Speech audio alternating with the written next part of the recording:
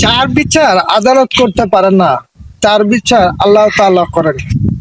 আর আল্লাহ তাআলা যখন বিচার করেন তখন সাক্ষী প্রমাণের কোনো প্রয়োজন হয় না। ধন্যবাদ সবাইকে। আসসালামু আলাইকুম। প্রতিশোধ নেওয়ার দরকার নাই, শুধু ধৈর্য রাখো। যে যেমন করবে সে ঠিক তেমনই ফিরে পাবে।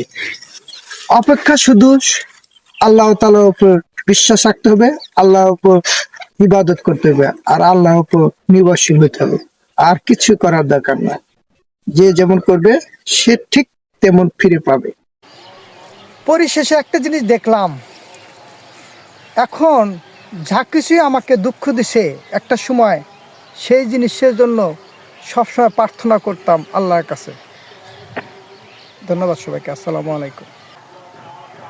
তুমি তাকে কখনো খুঁজো না যে বেশি সুন্দর, তুমি তাকেই খুঁজো যে যার জন্য তোমার পৃথিবী সুন্দর হবে। ধন্যবাদ সবাইকে। আসসালামু আলাইকুম।